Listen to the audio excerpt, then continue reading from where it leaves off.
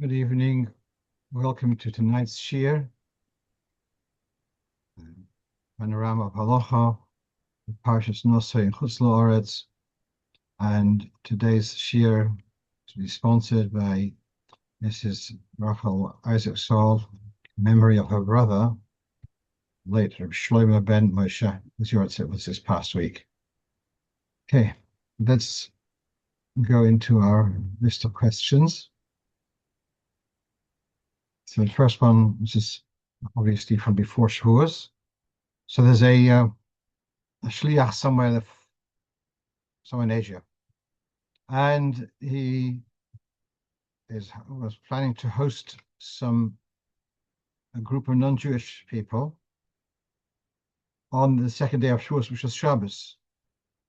And his question was about, well, are you allowed to host them? Now, you're allowed to host the goyim on Shabbos, on Yom Tov per se. It's not okay because you might come to cook for them, but on Shabbos you're not going to cook anything in any case, so you are allowed to. And here it was, this wasn't his question whether allowed to host them on Shabbos. He's asking whether his non-Jewish chef is allowed to do cooking. On the Friday, by virtue of the Erev Tavshilin, they should be able to cook on the Friday to host these non-Jewish guests on Shabbos. To which I answered, no, that's not okay. And the simple cheshbon is that we are allowed to cook on Yom Tov for Yom Tov. For outside Yom Tov, we're not allowed to cook. And just like everyone would understand that if you wanted to cook on something on Yom Tov for Isru Chag, you're making Opshare and Isru Chag, well, let's cook something today, we'll enjoy it the day after. Of course not, because the heter to cook on Yom Tov is only for Lochem, it's only for the same day. Similarly, for an non-Jew, is not part of Yom Tov, and therefore we're not allowed to cook for a non-Jew, and therefore to ask a goy to cook for the goy is also not okay. It's doing a work, you're asking the goy to do something for you, to host your guests, so that's not okay. You have food which is ready made, you can serve it to them, but not to go and start cooking for your non-Jewish guests on Friday for Shabbos, even through a goy. Let's move on to the next question. So here's a question that someone here in Europe, he owns a property in Eretz HaKodesh, and he rents it out, and he gets a call from the tenant that he had gone out of the house for a little while, and he left some children at home. The oldest was 10 years old, and the children the 10-year-old decided to cook something, and then apparently had forgotten to turn off the fire, and then smoke was coming out of the house. The fire brigade were called. They smashed the door down, and Baruch Hashem, everyone's okay, besides the door. Question is, who is liable for the door? So, and the tenant is saying, I'm not, I'm open. If whatever the halacha says I have to do, if I have to pay la halacha, then I'll pay. If not, not. Now, so let's take this question first of all. If you call Hatzola, when you call an emergency brigade, and they're called not necessarily even for the benefit of the person who owns the house, but they cause damage in the process of saving a life, or hopefully saving a life. Do they have to pay for the damage? I can assure you, if they would have to pay for the damage, you can close down a lot of these emergency services. They're doing a favor to come and save a life. You're going to start charging them? Of course not. So let's not call that a halacha. We can call it a takonos hatzibur, but for sure the emergency services are not liable for the broken down door. So then we go to, is the father who left the children unattended, would he be liable? Well, we know that children are not liable for damage which they do. The father was he reckless when he went out of the house and left a 10-year-old boy at home? Would you say he was reckless in the sense that the damage was caused through his recklessness.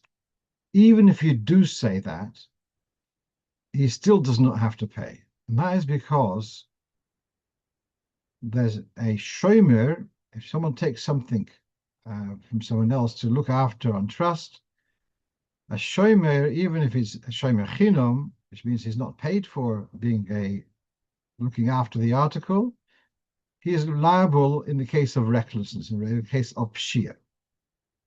Curiously, the din of shomrim applies to portable items. It does not apply to land.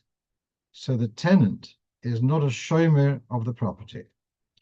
Consequently, even if you're going to say he is guilty of recklessness, of shiur, still not liable for the damage, certainly the damage caused here by a third party, by the emergency services.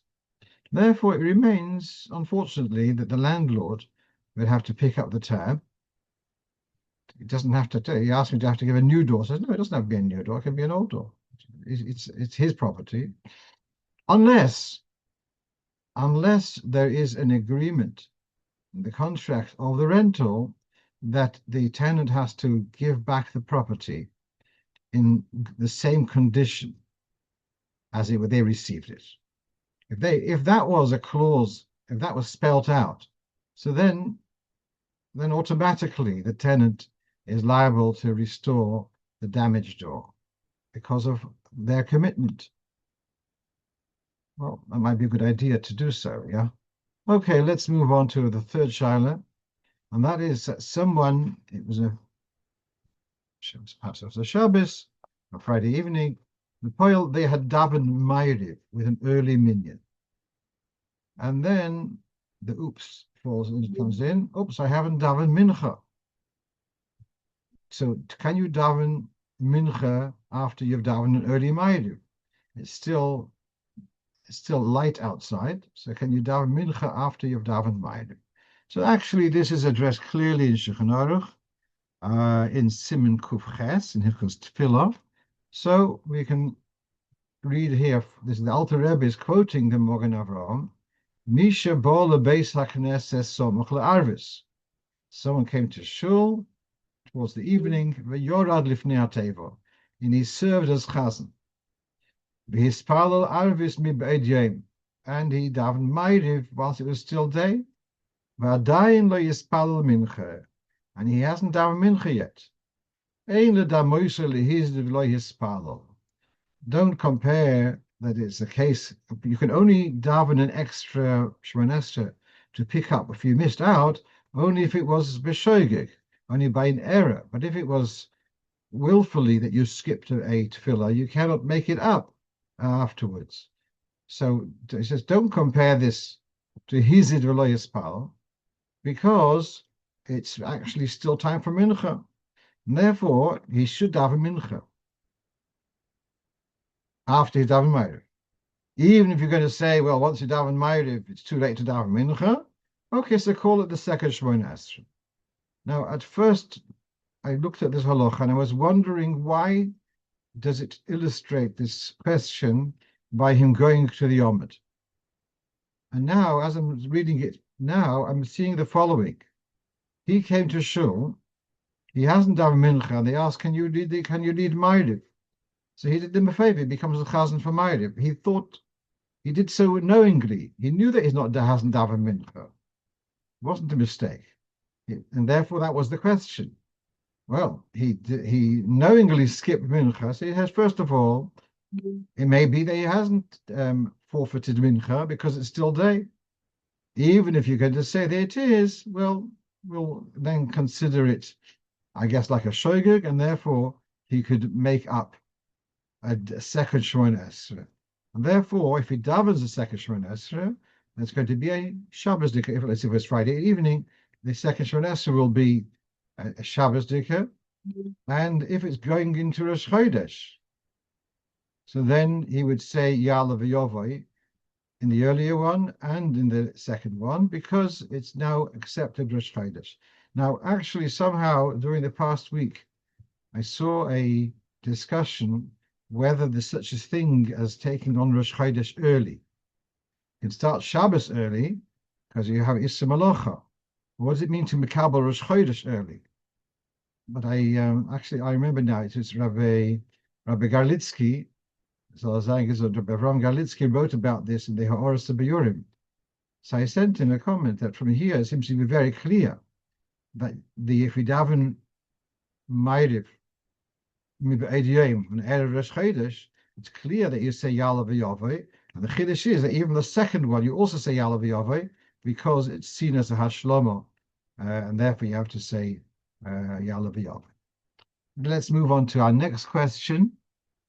So here's a story which a shliach asked me. It was relevant to himself, and there's a story like this.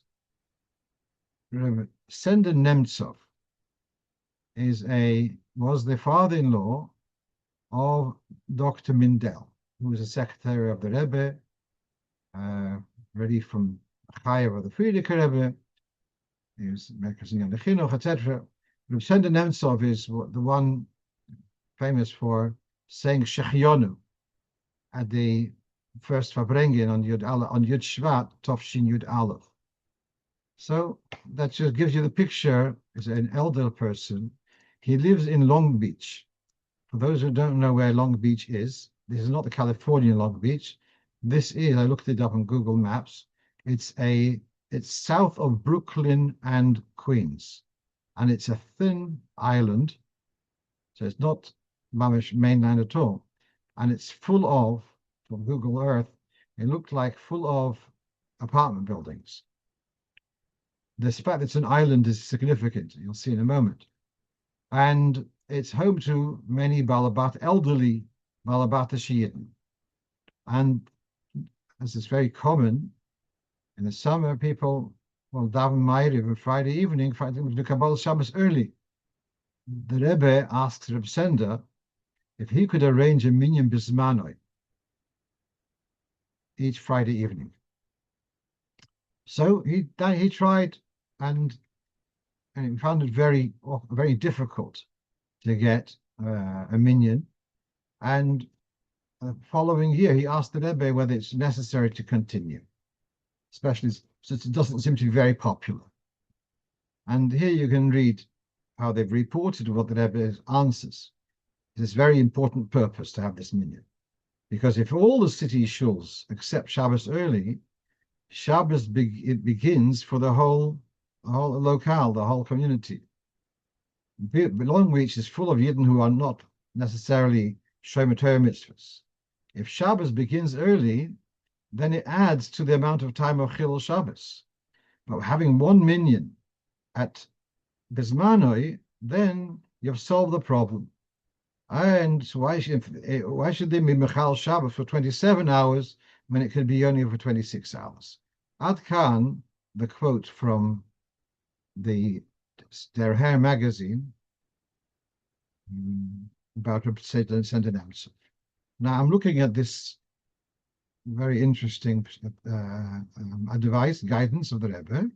By having one single minyan at Seis, then you've solved the problem. And I want to look at the Halocho, how it is in Shulchan Aruch.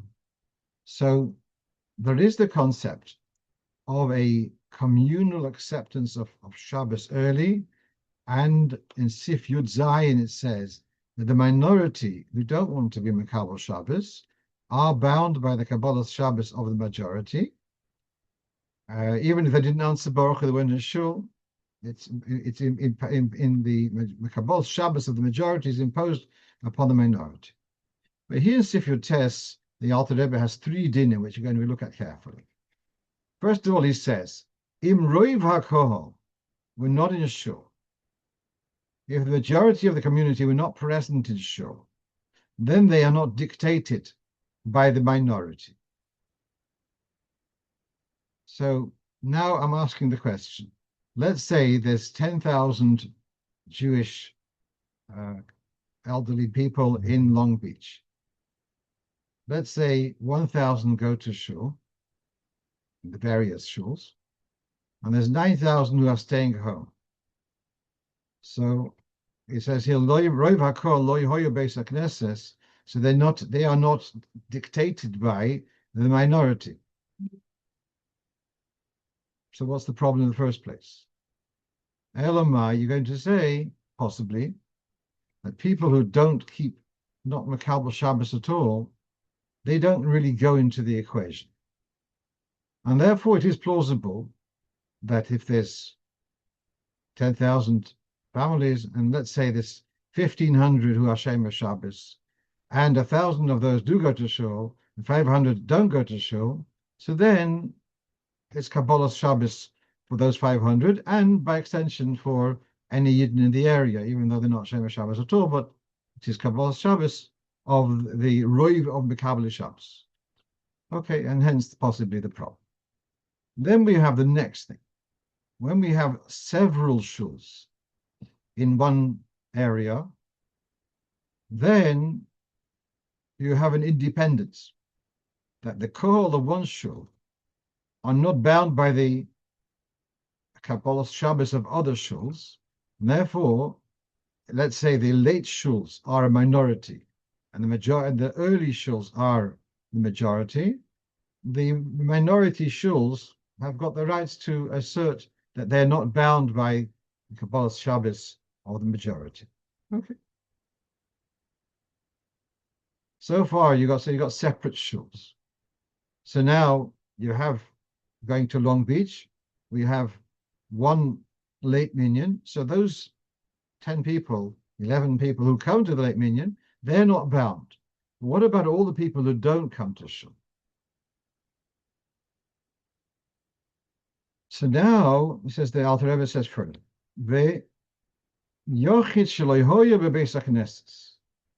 if an individual didn't go to shul, even though he's a regular spalal, is used to davening in a shul, which davened early, but if he didn't go to shul, and the majority of the town were not Makabel Shabbos yet, so efshel hatira b'melach. What the Alter Rebbe is saying effectively is that someone who doesn't go to shul is dictated by the majority of town, not by their regular shul where they are affiliated to.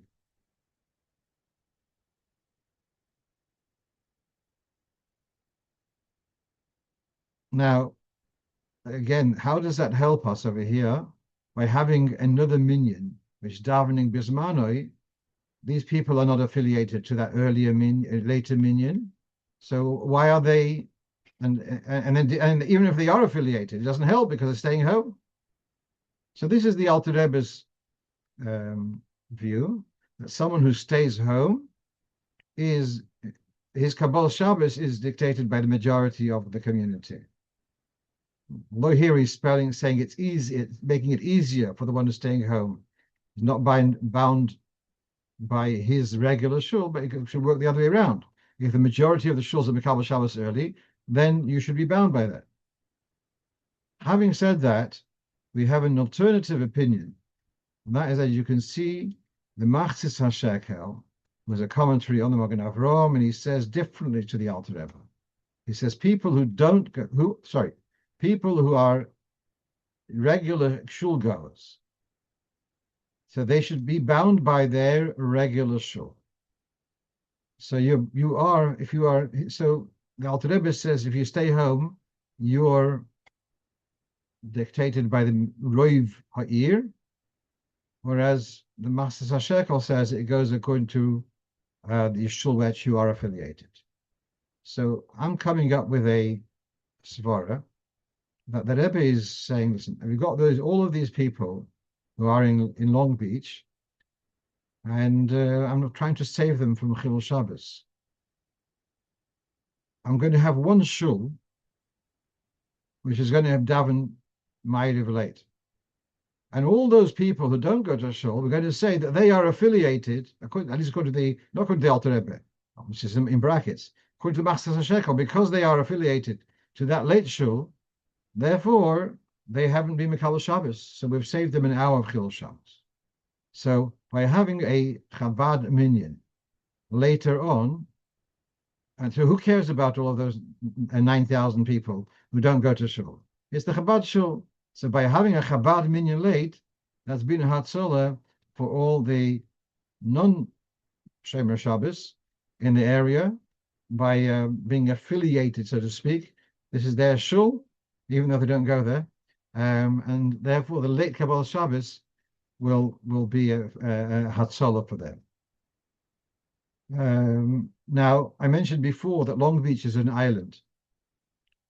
If it were a suburb of Brooklyn, I would be a bit hard pressed to define how far, where do you draw the line? When you say the majority of shuls in the area, etc., how far can you take that?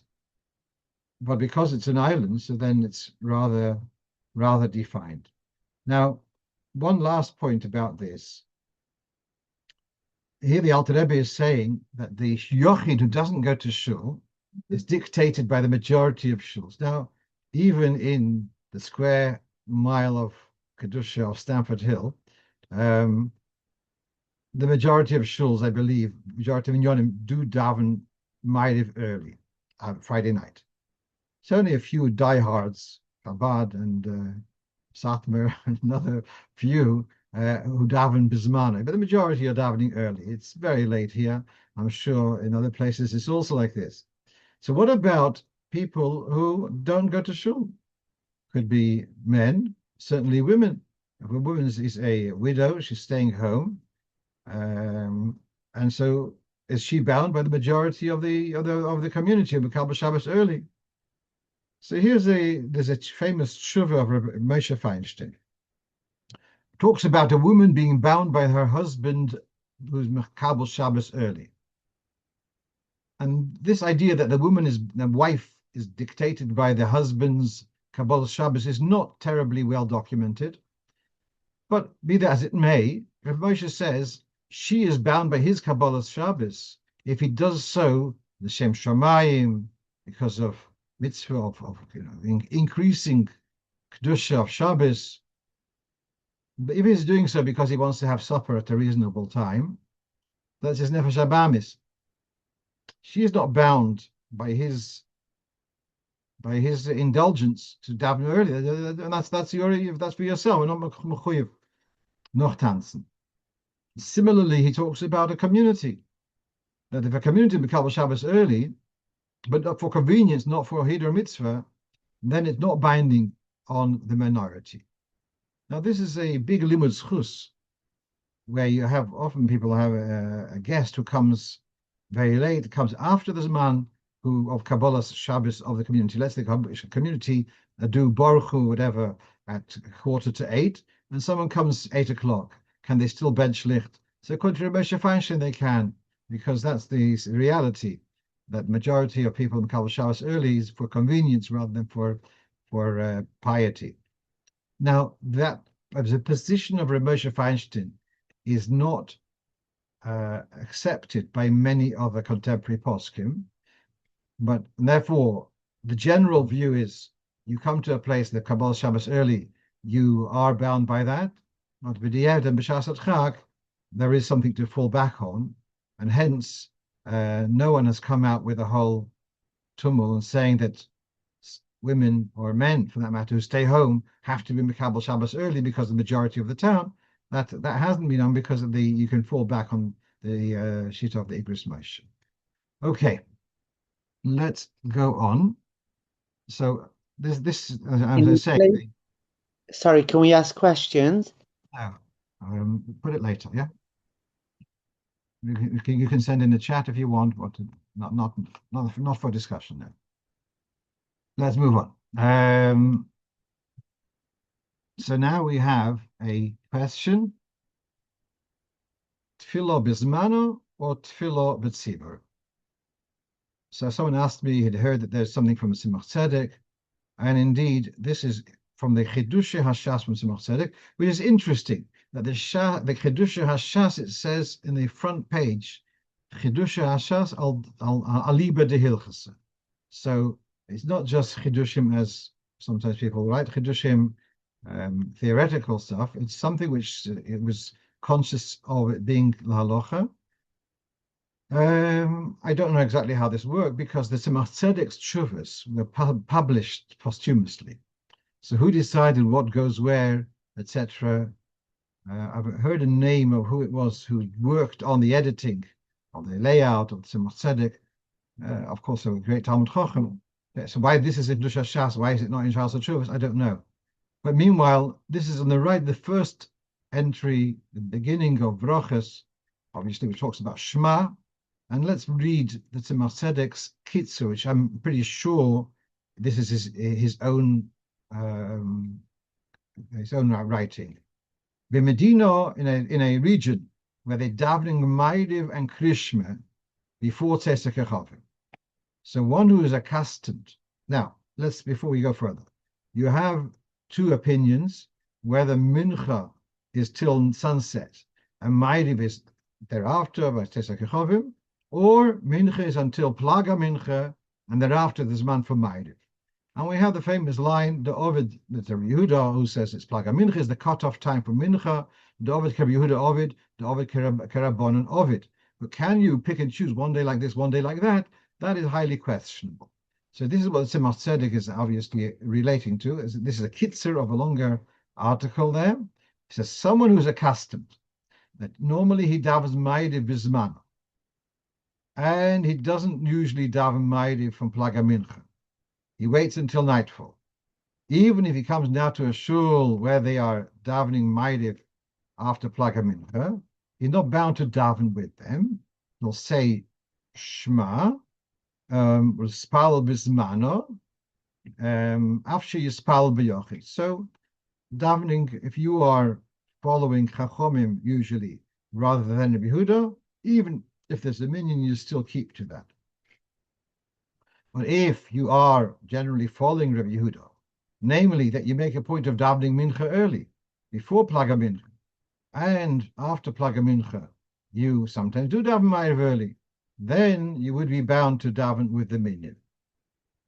What do you do about Krishma? You're not Yotze Krishma until say then you'll be Yotze Krishma with Krishma Lamitzo. So that therefore, basically, this tells us that a Chabadnik, who first of all is not makpid to daven Mincha before Plaga Mincha, more importantly, is generally particular to daven Maariv bizmano. So that would be overriding to daven Maariv bizmano rather than Maariv b'tzibur. But that's the Tzemach Tzedek here. Now, does that have a bearing on other situations? Let's say if you have a dilemma to daven shacharis with a minyan before nets, to daven biyochid after nets. That's a different question. I think it's a kal v'chomer that if you can daven bizmano, that's the better option. Because here you have the Ovid Kar Yehuda Ovid. Right, that's another discussion. Just one more point though. It's all very well to talk about davening biyochid. No question that where you are needed to make up the tzibur, make sure you are in shul to support the minyan. So you daven later, but make sure you support the minyan by being there. Let's move on. So someone asked me, when using boiled eggs to make a salad, do you have to be boidik the eggs? So we all know that from a yid, before you make an omelette, so you crack the eggs and you check the eggs for blood. There's a famous story, I think, with the Rebbe and Ivashitz, that there was accusation, the blood libels, and he said, kind of to prove what a fallacy it is. He told where it was a judge, stop any Jewish yid in the street and ask them how to make an omelette. And they do this experiment, and just at random to pull the woman off the street, or from a Jewish woman, and she cracks open the eggs and looks back and forth, and then she makes the omelette. And they ask, Rabbi Yonason says, why did you do that? Why didn't you just? So she said, what do you mean? I have to check for blood. So his argument was, you see that even every single Yiddish woman knows that before you make an omelette, you check for a drop of blood. So you're going to tell us that they're putting blood in the matzahs. The kids are coming back. So this is in Siman Samach Vav. Now, be careful. If you're looking this up in Shulchan Aruch, There's one siman which is Hilchos Beitzim, another siman is in Hilchos Dam. This is in Hilchos Dam because it's not a question about eggs from which type of bird is kosher. He's talking about dam. So here you have in Simon Samach Vov, you are allowed to eat roasted eggs, which means whole, even though you can't check them. Then he says you can rely, the Ramos says you can rely on Rov eggs, which don't have blood. That when you make there's a minhag to be machmir, if you make a meichel, make a food with eggs during daytime, and you can see, so you make sure you check that there's no blood there. So that's the extent of, comes very, very standard. The minhag is that before we make an omelette, make a cake, we crack open the egg, we check for blood spot. Now, here's back to our question. It's a boiled egg, and you're going to use the boiled eggs and going to make them into an egg salad. So you're going to open the eggs. So do you have to check them or not? And so the answer is you do have to. Now, you may have heard that the Rebbe, by the Seder night, it says, first of all, it says the Arizal would eat a boiled egg whole. That's what it poskim. And our Rebbe, on the night of the Seder, would come to the beginning of Shulchan Aruch, would peel an egg and dip it in the salt water and eat it whole, bite into it whole. I was never there, so I can't tell you any more detail. But those who write every detail tell you whether they ever dipped the narrow end of the egg or the rounder end of the egg into the water. You can take a look in Eitzim in Hagi Chabad, it'll tell you those details. But meanwhile, he ate the egg whole. And the reason is bepashtus. One of the reasons for having an egg, for eating it, there's a reason to have an egg on the kaire, is Zecher Kol Mechagigia. But why eating an egg? And that's the Zecher of Avelus, the fact that we don't have the korban, we don't have the mizbeach, we don't have the Beis Hamikdash, we don't have korban Pesach. So it's a food of mourning. A round food is a food of mourning. So Rashi mentions the story with Yaakov and Esau with the lentils. So that's the reason for having an egg. So therefore it should be whole. Fine. Then here you have from the Sefer HaKashrus that you want to eat an egg whole. Then you don't have to be bodik. But if you are opening it up, then you should be bodik. If you are making an egg salad, and you are opening eggs anyways to make them and put them into the egg salad, then you should be checking. I believe that you should be checking more on the white rather than on the yellow, because the blood will be on the surface and if there is blood, it will be in the white. And so so that's where I was brought up. Just want to share with you. Right, let's move on to our next question. So we've just gone past Shovuos, Baruch Hashem, and we have this idea we don't daven Maariv the night of Shovuos, the incoming of Shovuos. We don't have Maariv early, don't do Kiddush early. And that is brought here that you can see in Alter Rebbe, Simon Tov Tzadik Dalet, from the Masas Ben Yomin, who was a contemporary of the Ramah, that he introduced this chumrah that you shouldn't daven Maariv early, you shouldn't do Kiddush early on the first night of Shovuos, because you're going to effectively be cutting short the 49 days of Sfira, and it does say Tumimos Tihiyana. It's a big chiddush. It's a big chiddush whether we have the authority as achronim. Do we have the authority to make a drush from a pasuk? So the Masas Ben Yom takes a pasuk Tumimos Tihiyana, and he says, therefore you mustn't make kiddush early. In Chanta chiddush. Not everyone agrees with him, and therefore there are shuls where they have, I'm sure this past Shavuos, there were shuls who did an early Maariv, the night of Shavuos.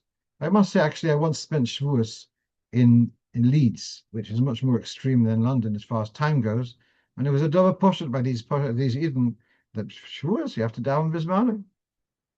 Right. So what about benching licht? And there's a Gemara in Eruvin which says, why don't we make Kiddush, the Kavod Yom Kippur? Kiddush and a cup of wine, the Kavod Yom Kippur. No, not after the Zman. Not when you get home from Kol Nidre. Make Kiddush, before sunset. Make Kiddush on the Kavod Yom Kippur. So the Gemara answers, since you say by Kiddush, you say Shechionu Lizman Hazeh, once you say Shechionu Lizman Hazeh, it's become Yom Kippur, you can't drink the wine. So saying Shechionu becomes the day. So if you bench Licht early, so you made Shavuos early. So this is the time now. Should you be benching Licht early on Erev Shavuos? Now, I forgot now, can first day of Shavuos be Shabbos? I'm told no. Okay, but the point is that different communities, the Polish communities, are not particular to light candles for Yom Tov, Erev Hayom, that Lichtzin in time. They'll light later, closer to the meal. But our minhag is that we light before sunset, and we do the same for Yom Tov and for Shabbos.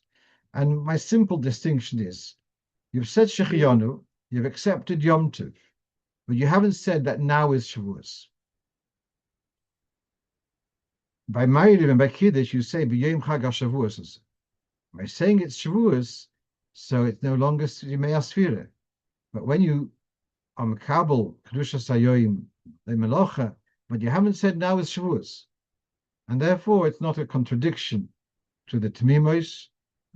Here I have a note in Mesir Shlichus, a reference to where Rebbe Gershon Steinmetz, the Rov of Chabad in Detroit, he had written extensively about this in Ha'orsa B'Urim. That's number Tovshin Tzadik Tes. So you can look it up there if you wish. We're going to go on to our next question. So here, apparently, there's a certain wine manufacturer who's been offering an incentive to Bati Chabad, etc., if they could promote their wines. So here's the question: I've got none from, but none Shomer Shabbos Kurovim. Is it okay for me to promote, to sell them, that they should buy from me kosher wine, nicht mevushel? Now, very briefly, there's a story when the Sadiger Rebbe came to our Rebbe, and the Rebbe was talking about Yiddishkeit in Russia, and the Rebbe told him how he had a shiur from Russia, talking about the struggles. This around, when was it? Mem Aleph, possibly. At any rate, the Rebbe says to him, I got a letter from a Yid in Russia, and he says that he, unfortunately, has to go to his place of work on Shabbos. But when he's there, he doesn't do any melacha. He manages to dodge. But for Hesher, in public, he's Mechal Shabbos. So he's not Mechal Shabbos, but he's Mechal Shabbos before Hesher, so to speak. Yeah. So he asked the Rebbe, can he make Kiddush on wine? Is he called Mechal Shabbos before Hesher because the public perception is that he's not keeping Shabbos? So the Rebbe says to the Rebbe, and what did the Rebbe answer? So the Rebbe said that wasn't the point why the Rebbe didn't tell him what he answered. And he said that wasn't the point why I brought up the story. And I think the Rebbe said then that with Mesiras Nefesh is known you can jump off a roof. But to jump onto a roof, even with Mesiras Nefesh, you can't. And Yiddishkeit in Russia has had a Mesiras Nefesh of jumping onto a roof for the last 70 years. That was one of the violate that conversation. Okay, but let's come back. So this question of selling non-mevushel wine to a Mechal Shabbos. So you have a conversation between the Lezer Waldenberg, the author of Tzitz Eliezer, and Sulange Yor, the Rav Moshe Sternbuch. And Rav Moshe Sternbuch had met the Rav Waldenberg, going back 50 years ago for sure, and they had a discussion. You're not meant to cook, you're not allowed to cook for a goy on Yom Tov, as we discussed earlier.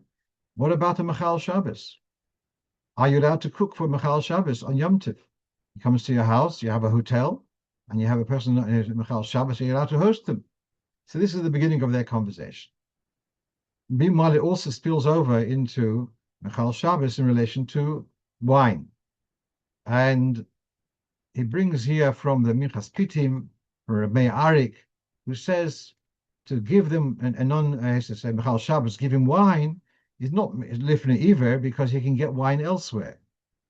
he can go to local kosher shop and buy kosher wine.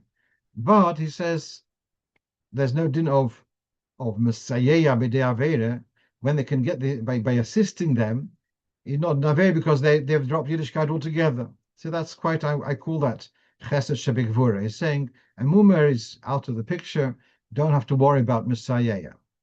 But then later the conversation goes on, and he brings Rav Aldenberg brings from a Chassam Sofer which was printed in London.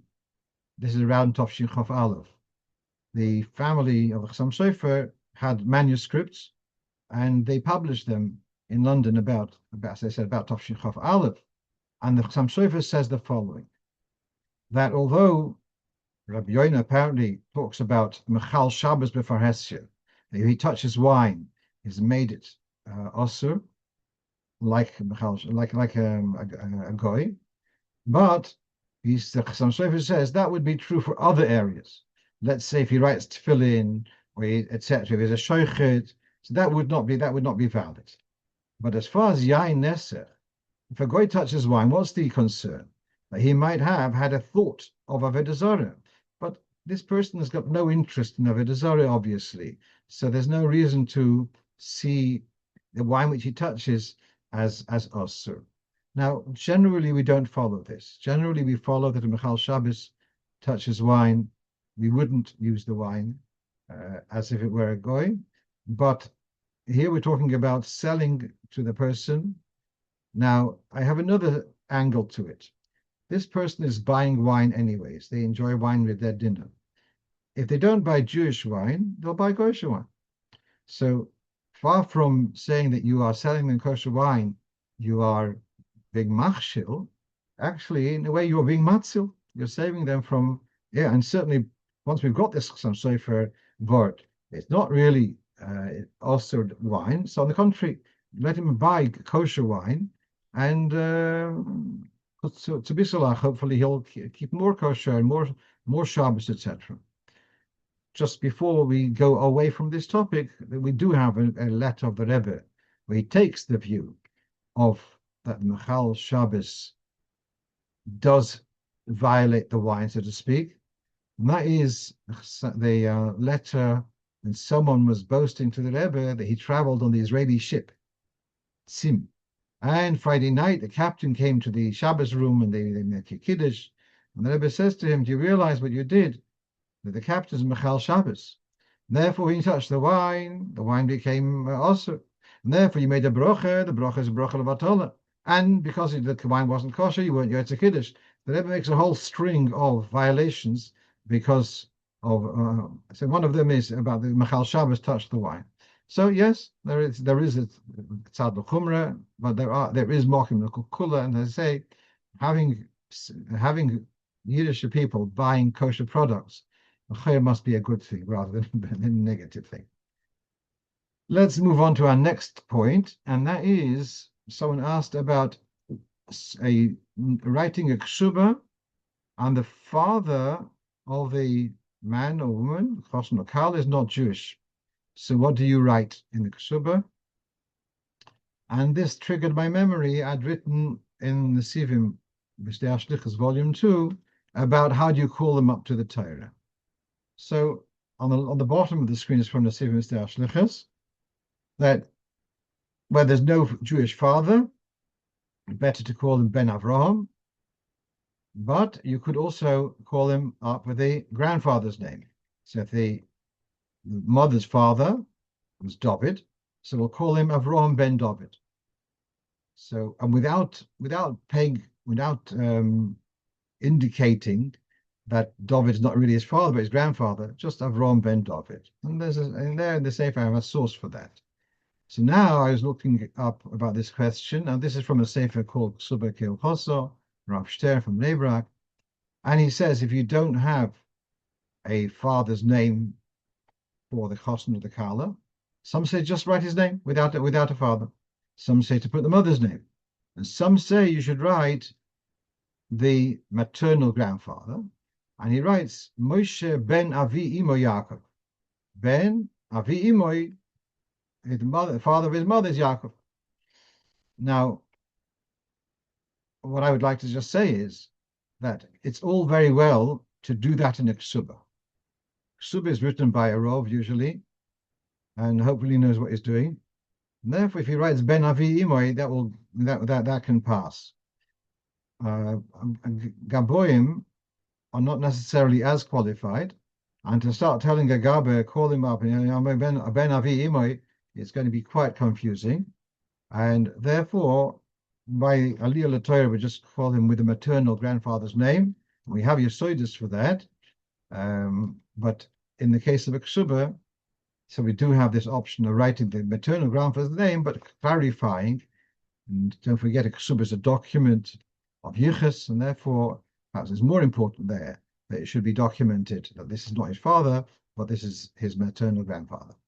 Let's move on, and that is a situation of there's a shliach somewhere here in England, there's a rabbi in a shul, and he's got two kohanim, but one of them is married to a divorced woman, and he knows that he can't duchen because, yeah. But then happened this last Yom Tov that he was number 10. So normally he's been leaving the room when it comes to the time when the kohanim start moving to wash their hands, etc. And he leaves the room, but they need him for a minyan. So here's the question: what are you meant to do? So now, just to make clear, a man who's a kohen who's married to a grusha is still a kohen. If his mother was a grusha married to his father, then he is a cholol and is forfeited. As a result, he does not have the qualities of a kohen. He's allowed to be a mitam and mesa, as far as I remember. But this man who's married to a divorcee, tomorrow, if that marriage is dissolved, he can come back and be a kohen. So he's still a kohen. So he's got a pagam, he's got a stigma, but he's not possul be'etzem. So does he have to leave the room?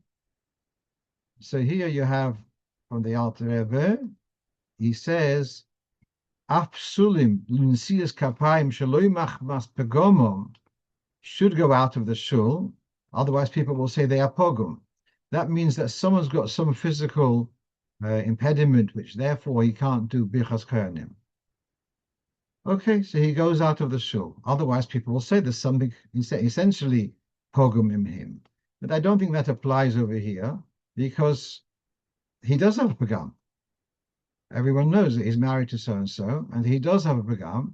Therefore, he should go out of the shul, and there's no secret that there's a pagam.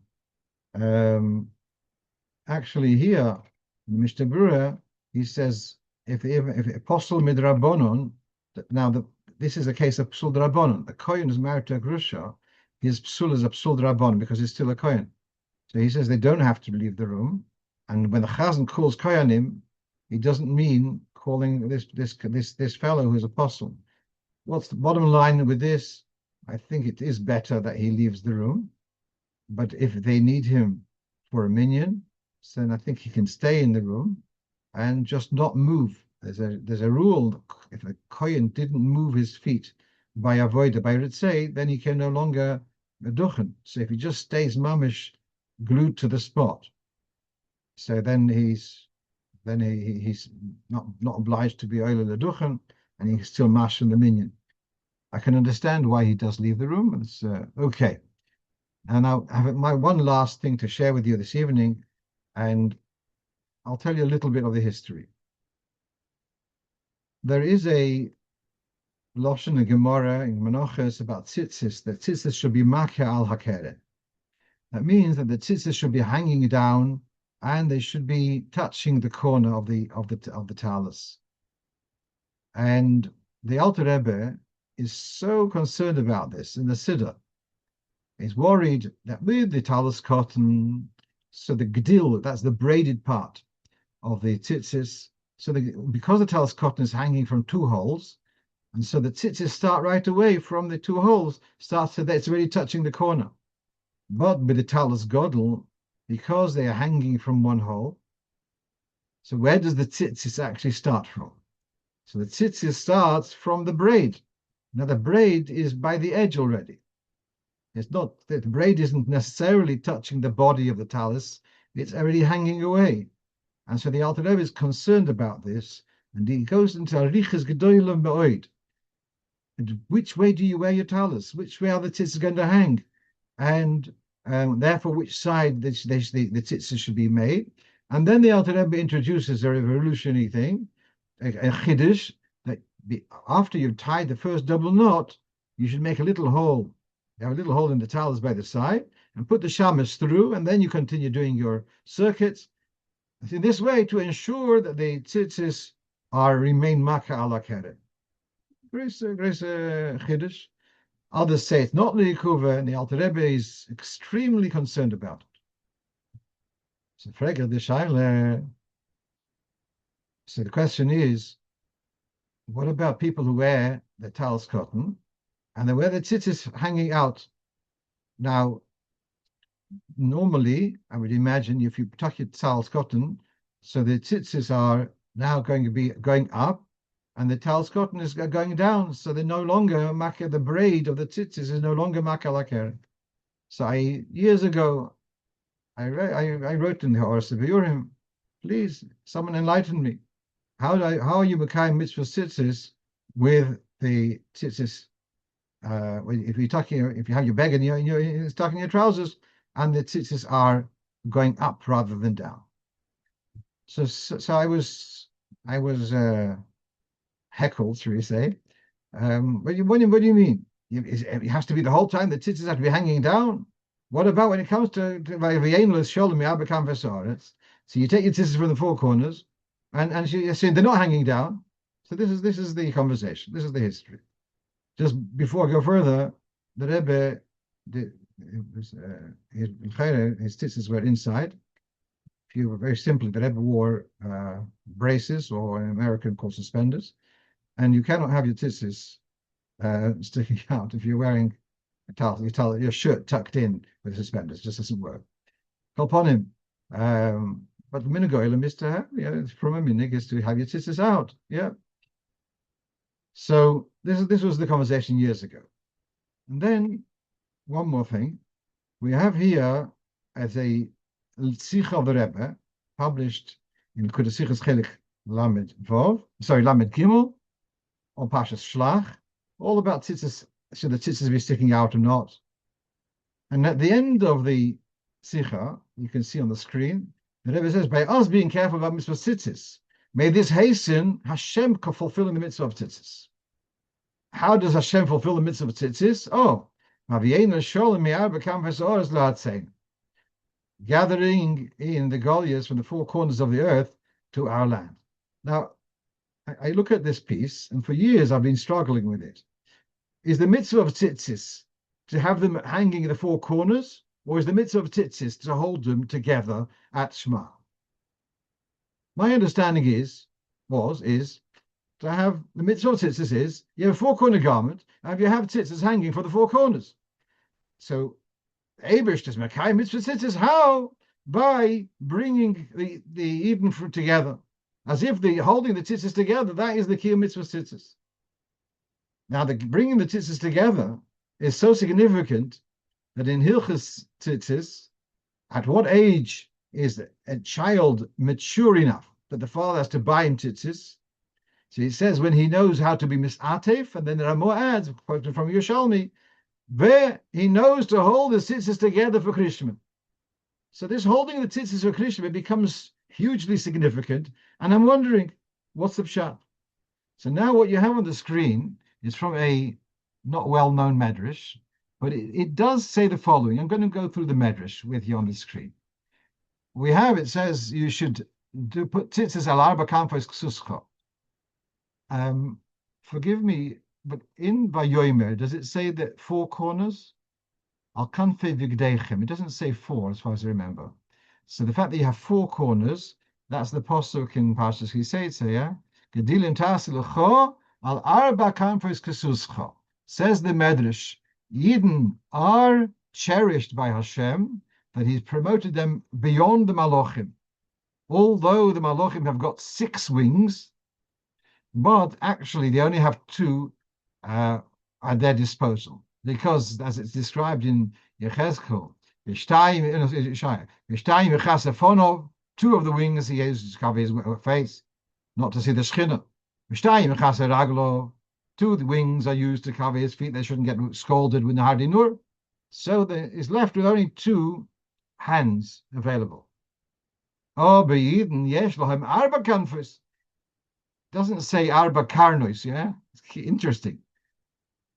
It uses the word kanfus, wings. So you have mitzvah to put tzitzis on the four kanfus, the four wings of your garment. Arba kanfus. So where the malachim have two knofayim, we have arba knofayim. Av boy habeloshin HaKadosh Baruch Hu mitzabtzum, with the same expression of arba kanfus. And it comes to kibbutz golyos, it says on the foot says Yehudam Yekabetz may arba kanfos haaretz. Hashem will gather in the scattered of Yehuda from the four corners of the earth. Now listen to what I want to suggest. What are the Eibishter's tzitzis? The Eibishter's tzitzis are the Russian tzitzis. It means looking, peeping. So all around the world, arba kanfos haaretz, there are Yidden who are looking towards Hashem, looking for a geula, and they are the tzitzis. Now, when Hashem gathers the tzitzis, so there's no longer even ba'arba kanfos haaretz. Once it's done the ingathering, by gathering the four tzitzis from ba'arba kanfos haaretz, then the tzitzis are no longer on the corners. Yeah, the mitzvah has become obsolete, so to speak. Does that make sense?